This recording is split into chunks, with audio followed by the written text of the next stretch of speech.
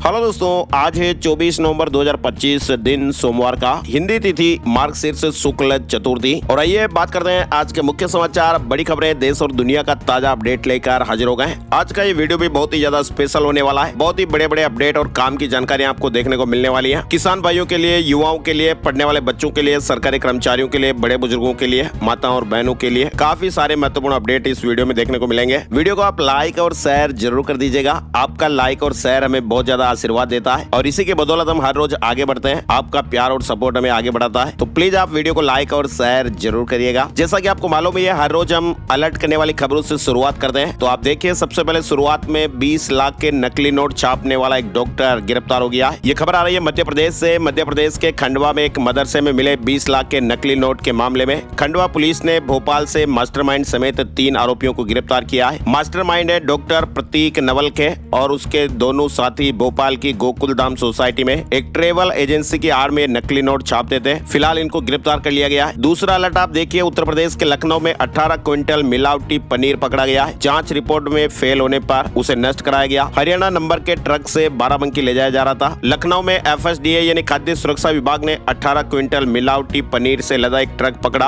Agra expressway toll plaza के पास संदिग्ध लगने पर एक वाहन को रोककर उसकी जांच की गई और उसमें पनीर की गुणवत्ता फेल हो गई और इसके बाद फिर पूरे माल को JCB से गड्ढा खुदवा कर नष्ट कराया गया। तो आप हेल्थ के हिसाब से जिस पनीर को खाते हैं उस पनीर को किस तरह से गड्ढे में दफनाया जा रहा है। इसीलिए आपको कहते हैं ना कि घर पर बनाकर आप चीजों का इस्तेमाल कीजिए, घर की चीजें खाइए, नहीं तो पैसे और हेल्थ की बर्बादी आपकी तय है। अच्छा, इसके अलावा देखिए आप, दिल्ली में फ्लैट से 262 करोड़ रुपए का 328 किलो ड्रग्स जब्त किया गया है। दिल्ली पुलिस ने एक फ्लैट पर छापेमारी करके 262 करोड़ रुपए का 328 किलो ड्रग जब्त किया। गृह मंत्री अमित शाह ने इस अंतर्राष्ट्रीय ड्रग कार्टेल का भंडाफोड़ करने के लिए पुलिस की सराहना की है। और ये कोई छोटी मोटी बात नहीं दोस्तों, दिल्ली में ये अब तक की सबसे बड़ी ड्रग बरामदगी में से एक है और पुलिस अब इस मामले में गहराई से जांच भी कर रही है। अच्छा, बिहार से एक बड़ी अलर्ट करने वाली खबर आई है। बिहार में महिलाओं के ब्रेस्ट मिल्क में यूरेनियम पाया गया। 6 जिलों में 40 केस मिले हैं। इससे होता क्या कि बच्चों की हड्डियां नहीं बढ़ती हैं, कैंसर तक का खतरा रहता है। दरअसल बिहार की 40 स्तनपान कराने वाली महिलाओं के ब्रेस्ट मिल्क में यूरेनियम U-238 का खतरनाक स्तर पाया गया है। ये खुलासा हुआ है नेचर जर्नल में प्रकाशित एक स्टडी से। रिपोर्ट के मुताबिक ब्रेस्ट मिल्क में मौजूद यूरेनियम का स्तर बच्चों के स्वास्थ्य संबंधी कई गंभीर समस्याएं पैदा कर रही हैं। दरअसल इस तरह का अध्ययन साल 2021 में शुरू किया गया था और साल 2024 में खत्म हुआ। और इस अध्ययन में भारत के बिहार के चुनिंदा जिलों जैसे भोजपुर, समस्तीपुर, बेगूसराय, खगड़िया, कटिहार और नालंदा में आयोजित किया गया था, जिसमें पाया गया कि मां के दूध में खतरनाक यूरेनियम की मात्रा पाई गई है, जो मुख्य रूप से पर्यावरणीय प्रदूषण के कारण है। यूरेनियम एक भारी प्राकृतिक रूप से पाया जाने वाला रेडियोधर्मी तत्व है जो पृथ्वी की पपड़ी में पाया जाता है और ये मुख्य रूप से परमाणु ऊर्जा और परमाणु हथियारों के उत्पादन के लिए उपयोग किया जाता है। 17 से 35 वर्ष की 40 माताओं ने भाग लिया था। चलिए SIR को लेकर भी कुछ अलर्ट भरे अपडेट आपको दिखाते हैं। 37 साल से एक बेटा बिछड़ा हुआ था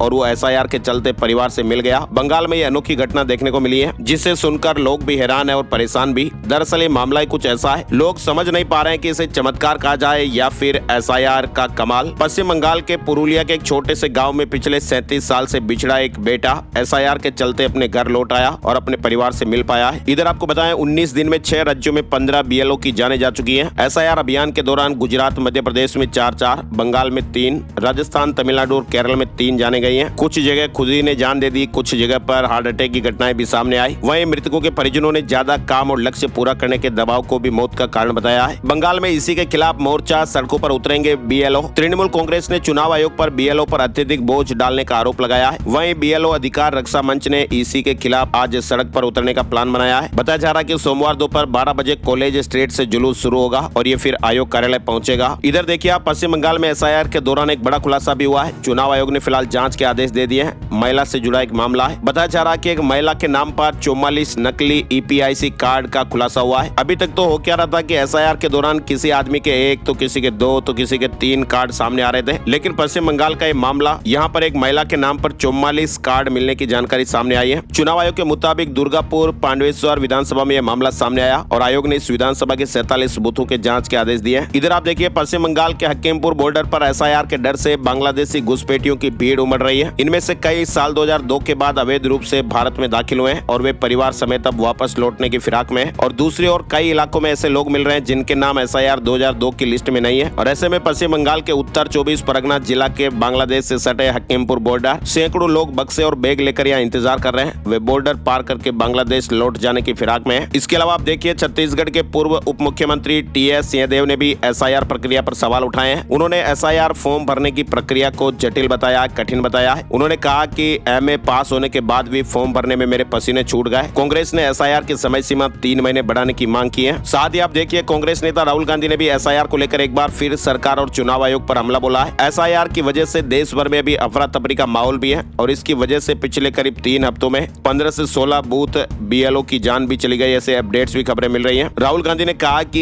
एसआईआर कोई सुधार नहीं, थोपा गया जुल्म है। अच्छा, इसके अलावा खबरों में और अपडेट आपको बताएं, हरियाणा के हिसार के मॉडल टाउन के रहने वाले एक 45 साल के कुणाल मेहता ने अमेरिकियों से 23,000 करोड़ डॉलर की ठगी की। 23,000 करोड़ डॉलर कितने होते हैं? अमेरिकी जांच एजेंसी एफबीआई ने इस पूरे गिरोह का भंडाफोड़ किया है। शुरुआती जांच में ये बातें सामने आई कि कुणाल के पिता दीपक मेहता हिसार में 2000 से पहले रहते थे और एक बीमा एजेंट का वो काम करते थे। इसके बाद परिवार दिल्ली से अमेरिका चला गया। 28 महंगी कारें जब्त हुई है, प्राइवेट जेट भी किराए पर लिया हुआ था। बताया जा रहा कि कुणाल को अमेरिका कोर्ट ने भी सजा सुनाई है और वहाँ उन्होंने बताया जा रहा कि 2.5 करोड़ डॉलर से ज्यादा की क्रिप्टो करेंसी को वैध बनाने का जुर्म स्वीकार किया है। तो ऐसे बड़े बड़े काम भी हो रहे हैं, आप देखिए। अच्छा, इसके अलावा देखिए आप देश में 1 दिसंबर से कैश लिस्टिंग का नया सिस्टम भी बनने वाला है। जस्टिस सूर्यकांत ने कहा कि मेरा फोकस अदालतों में पेंडिंग केसों की संख्या कम करना। आपको बताएं जस्टिस सूर्यकांत आज 24 नवंबर को सुप्रीम कोर्ट के 53वें सीजेआई के तौर पर शपथ लेने वाले हैं। सीजेआई का शपथ ग्रहण आज होगा। 7 देशों के मुख्य न्यायाधीश आएंगे। इधर देखिए आप जोधपुरी सूट में रॉयल वेडिंग में पहुंचे डोनाल्ड ट्रंप के बेटे हाथी पर नाचा दूल्हा। नोरा और माधुरी दीक्षित की भी धमाकेदार परफॉर्मेंस रही। दरअसल उदयपुर के जगमंदिर पैलेस में अमेरिका के बिजनेसमैन रामा राजू मंटेना की बेटी नेत्रा की रॉयल वेडिंग संपन्न हो गई है। इधर आप देखिए राजनाथ सिंह ने कहा कि बॉर्डर कब बदल जाए कोई नहीं जानता। आज सिंध भारत से अलग है, हो सकता है कल ये वापस आ जाए। रक्षा मंत्री राजनाथ सिंह ने रविवार को दिल्ली में सिंधी सम्मेलन को संबोधित करते हुए ये बातें कही हैं। साथ ही आप देखिए लखनऊ में मोहन भागवत ने कहा कि धर्म के लिए लड़ना होगा। वहीं सीएम योगी आदित्यनाथ ने कहा कि आरएसएस सामाजिक समर्थन से चलता है, विदेशी फंडिंग से नहीं। इधर पीएम मोदी ने कहा कि आतंकवाद में एआई का इस्तेमाल प्रतिबंधित हो। G20 समिट में कहा कि टेक्नोलॉजी फाइनेंस सेंट्रिक नहीं, ह्यूमन सेंट्रिक होनी चाहिए। पीएम मोदी ने रविवार को जोहान्सबर्ग में हुए G20 समिट के तीसरे सत्र में कहा कि दुनिया को एआई के दुरुपयोग को रोकने के लिए एक ग्लोबल कॉम्पैक्ट तैयार करना चाहिए। आतंकवाद के खिलाफ वैश्विक एकजुटता की जरूरत है। पीएम मोदी ने G20 समिट में 3 देशों के एनएसए को सुझाव दिए हैं। साथ ही आपको बताएं एक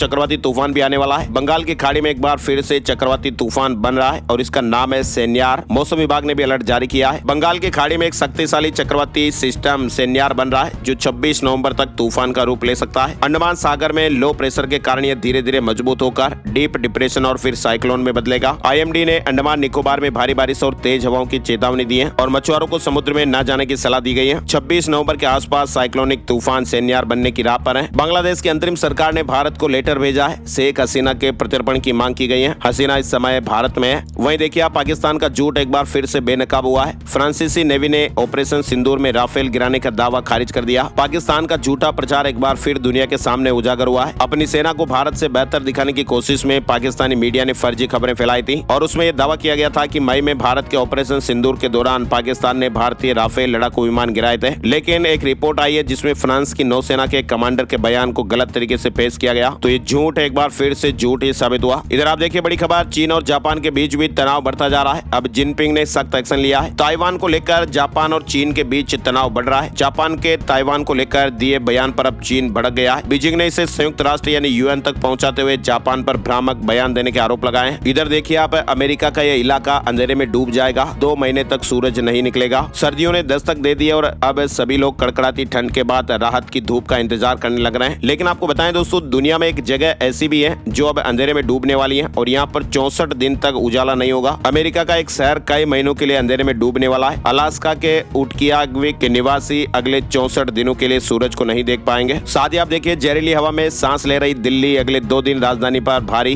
AQI 400 पार हो गया है। वहीं दिल्ली बेसमेंट में अवैध व्यवसायों पर निगम सख्त हो गया है। सुरक्षा मानक न पूरा करने पर नोटिस और सीलिंग की तैयारियां भी हो रही हैं। कश्मीर से जुड़ा अपडेट देखिए, पर्यटकों के लिए फिर खुल जाएगा गुलमर्ग का द्रंग। पहलगाम आतंकी हमले के बाद बंद किया गया था। बीजेपी का ऑपरेशन पश्चिम बंगाल, अपनाई जाएगी बिहार और महाराष्ट्र की रणनीति। अमित शाह ने अपनी टीम उतार दी है। बिहार में जीत के बाद बीजेपी ने पश्चिम बंगाल में ऑपरेशन पश्चिम बंगाल शुरू किया है। अमित शाह ने 6 संगठन सचिवों और वरिष्ठ नेताओं को तैनात कर दिया है। पश्चिम बंगाल में भी बिहार और महाराष्ट्र की रणनीति अपनाई जा रही है, जिसके तहत राज्य को 6 संभागों में बांटा गया है। अमित शाह स्वयं इन संभागों में जाकर स्थानीय नेताओं और कार्यकर्ताओं के साथ संवाद करेंगे। दिल्ली एमसीडी चुनाव से जुड़ी एक बड़ी खबर आ रही है। कांग्रेस ने वोट चोरी का आरोप लगाया है। इसी को पत्र भी लिखा है। दिल्ली कांग्रेस पार्टी के अध्यक्ष देवेंद्र यादव ने नगर निगम चुनाव में वोट चोरी का आरोप लगाया है और उन्होंने राज्य चुनाव आयुक्त को एक पत्र लिखकर वार्ड नंबर 65 अशोक विहार के बूथ नंबर 13 पर एक ही व्यक्ति की फोटो 90 मतदाताओं के इस्तेमाल का आरोप लगाया है। साथ ही बड़ी खबर देखिए, कर्नाटक में नेतृत्व परिवर्तन को लेकर कांग्रेस अध्यक्ष मल्लिकार्जुन खड़गे ने कहा है इस पर पार्टी आलाकमान फैसला करेगा। पिछले काफी समय से ऐसे कयास लगाए जा रहे हैं कि राज्य में सीएम बदला जा सकता है। हालांकि खुद मुख्यमंत्री सिद्धारमैया इस बात को खारिज कर चुके हैं। जो भी फैसला होगा कांग्रेस आलाकमान करेगा। कर्नाटक में नेतृत्व परिवर्तन के अटकलों पर मल्लिकार्जुन खड़गे ने इस तरह की बात कही है। इधर आप देखिए, शेयर बाजार को दी गई जानकारियों के मुताबिक रियल एस्टेट सेक्टर में बड़ा बूम देखने को मिला है। 28 कंपनियों ने 180 दिनों में 92,500 करोड़ की प्रॉपर्टियां बेच दी हैं। सरकारी इंश्योरेंस कंपनियों का मर्जर होगा। सरकार ने सुपर प्लान बनाया है। दरअसल दोस्तों, बैंकों के बाद अब सरकार ने हमारे देश में सरकारी इंश्योरेंस कंपनियों के मर्जर का मन बना लिया है और इसके लिए सरकार की ओर से एक प्लान भी तैयार कर लिया गया है। साथ ही आप देखिए, भारत और इजराइल प्रस्तावित मुक्त व्यापार समझौता यानी FTA को 2 चरणों में लागू करने पर विचार हो रहा है ताकि कारोबारियों को जल्दी से जल्दी लाभ मिल सके। पीयूष गोयल ने बड़ा बयान दिया है। नेपाल में भूकंप के झटके महसूस हुए हैं। 4.0 की तीव्रता का भूकंप आया। वहीं देखिए आप, पूर्व नेपाली पीएम ओली खुद की आर्मी बनाएंगे। कहा कि देश में सुरक्षा व्यवस्थाएं फेल, सरकार पर उन्हें भरोसा नहीं है। ओली ने कहा कि देश में वहाँ सुरक्षा व्यवस्थाएं लगातार बिगड़ रही हैं। वहीं बड़ी खबर आ रही है, पहली बार खेले गए blind women's T20 world cup का खिताब भारत ने जीत लिया है। टीम ने रविवार को कोलंबो में खेले गए फाइनल मुकाबले में नेपाल को 7 विकेट से हरा दिया। वहीं देखिए आप, KL राहुल साउथ अफ्रीका के खिलाफ वनडे में कप्तानी करेंगे। इंजर्ड श्रेयस और शुभमन बाहर हो गए। कोहली और रोहित 9 महीने बाद घर में इंटरनेशनल मैच खेलेंगे। साउथ अफ्रीका के खिलाफ वनडे सीरीज के लिए BCCI ने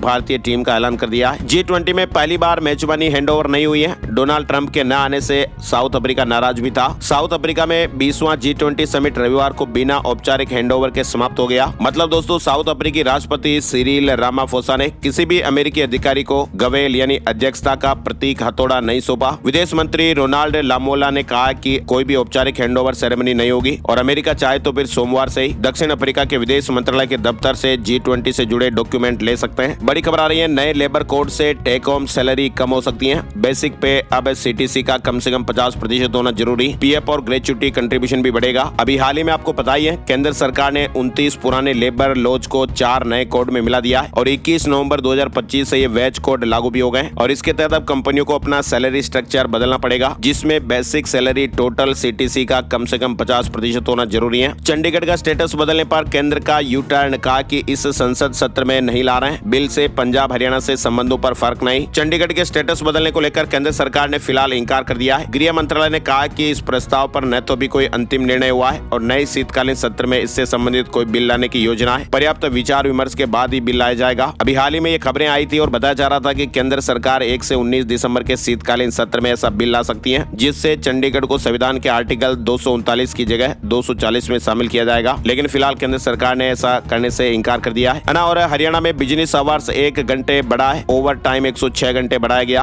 बड़ी कंपनियों में नियुक्ति पत्र और पहचान पत्र भी जरूरी होंगे। हरियाणा सरकार ने shops and commercial establishment act 1958 में संशोधन कर दिया है और इस संशोधन के बाद अब हरियाणा प्रदेश में बिजनेस आवर्स 9 से बढ़ाकर 10 घंटे किए गए हैं। साथ ही कर्मचारियों के हर तिमाही मिलने वाले ओवर टाइम में भी बढ़ोतरी की गई है। बड़े व्यापारिक प्रतिष्ठानों के लिए कड़े मानक बनाए गए हैं और इसके तहत अब कर्मचारियों को नौकरी से पहले अपॉइंटमेंट लेटर और पहचान पत्र देना भी जरूरी होगा। सरकार के सूत्रों का कहना है कि इस अध्यादेश को विधानसभा के विंटर सेशन में पारित कराया जाएगा। अब सभी कर्मचारियों को नियुक्ति पत्र और पहचान पत्र जारी करना अनिवार्य हो जाएगा। हरियाणा की महिलाएं बनेंगी डिजिटल उद्यमी। CM सैनी ने 2 डिजिटल पोर्टल लॉन्च किए हैं। इनमें स्वप्ना डिजिटल ग्राम ई-बाजार पोर्टल और साझा बाजार सेल्स पोर्टल शामिल है। ये महिलाओं को अपने उत्पादों को ऑनलाइन और अपने खुद के बिक्री बिंदुओं पर ऑफलाइन बेचने में सक्षम बनाएंगे। माताओं और बहनों से जुड़ा अपडेट है। इसके अलावा देखिए आप, हरियाणा पुलिस की वर्किंग पर DGP की कड़ी नजर। रोजाना रिव्यू और नए टारगेट तय हुए हैं। सड़क पर लग्जरी गाड़ियों से रील बनाने पर कार्रवाई होगी। इधर बड़ी खबर आ रही है, करनाल से किसान के खाते से निकाली 19 लाख मुआवजा राशि। असंध में बैंक कर्मी और रिश्तेदार पर आरोप लगाया गया। कोर्ट के आदेश पर FIR दर्ज हुई है। जमीन अधिग्रहण की मुआवजा राशि को हड़पने का मामला सामने आया। चंडीगढ़ रेलवे स्टेशन की सुविधाएं निजी हाथों में। 5 साल बाद तैयार हो रहा world class Chandigarh railway station आधुनिक सुविधाओं के साथ तो शुरू होगा, लेकिन यहाँ की लगभग सभी सेवाएं निजी कंपनियों के हवाले कर दी जाएगी।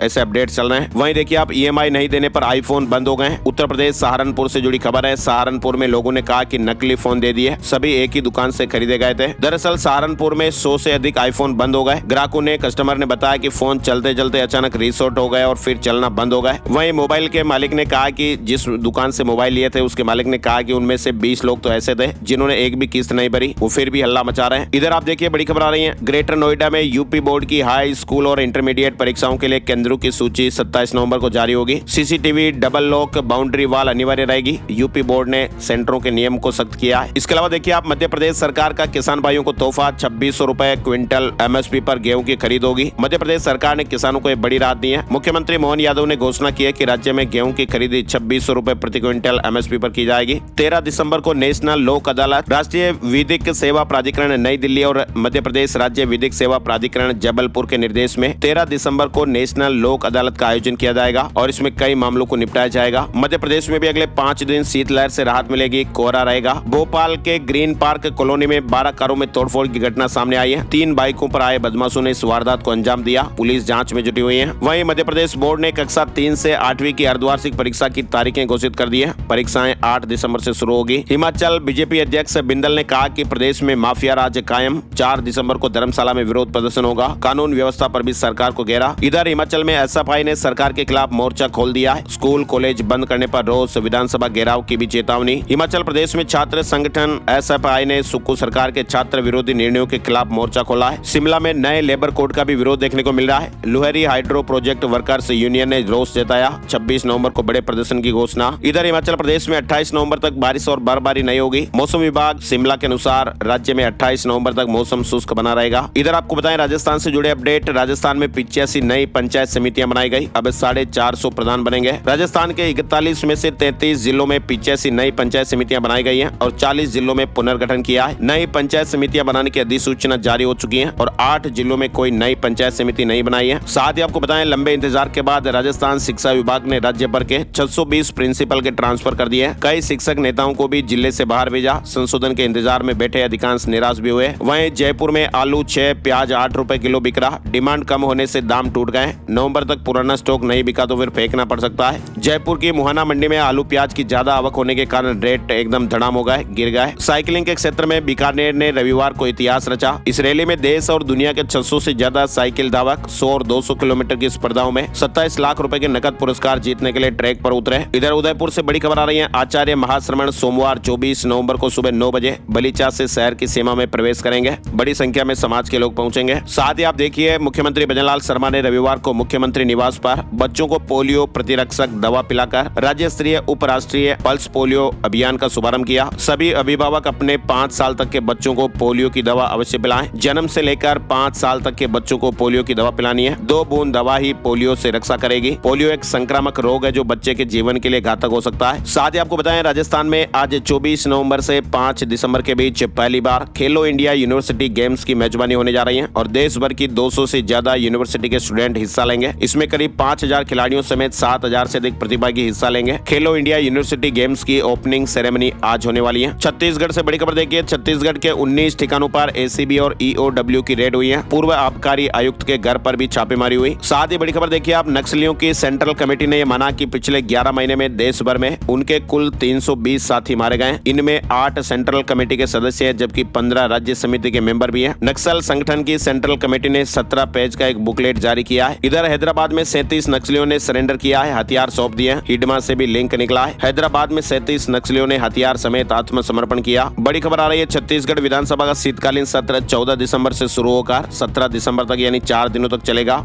और इस सत्र में प्रमुख चर्चा का विषय धर्मांतरण संशोधन विधेयक रहेगा। धर्म बदलने से 60 दिन पहले जानकारी देनी होगी। 9 राज्यों की स्टडी कर ड्राफ्ट बनाया गया है। ताजमहल से जुड़ी खबर देखिए। वीकेंड पर ताजमहल पर पर्यटकों की बूम रही। 2 दिन में 60,000 पर्यटकों ने ताज को निहारा। टिकट काउंटरों पर भी लंबी लंबी लाइनें देखने को मिली। साथ ही बड़ी खबर आ रही है। डीडीयू में 40 साल बाद बड़ा बदलाव हुआ है। नया अध्यादेश लागू हुआ। पहली बार शामिल हुई डॉक्टर्स ऑफ लॉ की डिग्री। डीडीयू गोरखपुर विश्वविद्यालय ने 40 साल बाद बड़ा शैक्षणिक सुधार किया है। वहीं बरेली में विधवा पेंशन योजना में गड़बड़ी करने वाले गैंग पर अब पुलिस प्रशासन का शिकंजा कसना शुरू हो गया है। बरेली में विधवा पेंशन 1 करोड़ 23 लाख रुपए का घोटाला सामने आया। एसआईटी की टीम गठित हुई है। साथ ही बड़ी खबर आ रही है उत्तर प्रदेश संभल से। संभल में 80 मकानों के ध्वस्तीकरण पर हाईकोर्ट की रोक लग गई है। तहसीलदार की कार्रवाई पर सवाल उठाए। नक्शा एसडीएम ने स्वीकृत किया था। कुल मिलाकर संभल में तालाब की भूमि पर बने 80 मकानों को तोड़ने की प्रशासन की कार्रवाई पर फिलहाल इलाहाबाद हाईकोर्ट ने रोक लगा दी है। साथ ही बड़ी खबर आप देखिए मेरठ से आ रही है। 1 जनवरी से पेट्रोल और डीजल के कैब और टैक्सी बंद हो जाएंगे। मेरठ में बढ़ते प्रदूषण को देखते हुए फैसला लिया गया। बिहार से बड़ी खबर देखिए। मस्जिद इमामबाड़ा के दस्तावेजों को उम्मीद पोर्टल पर अपलोड करना जरूरी। 5 दिसंबर अंतिम डेट है। और अब चलते चलते एक नजर डालते हैं हैं आज का राशिफल। आज 24 नवंबर सोमवार को मेष, वृष, सिंह, तुला और मीन राशि के लोगों के लिए आज शुभ स्थितियां रहेगी। दैनिक कामों में लाभ मिल सकता है। कर्क, कन्या, वृश्चिक और धनु राशि के लिए आज समय सतर्क रहने का रहेगा, लापरवाही नहीं करनी है।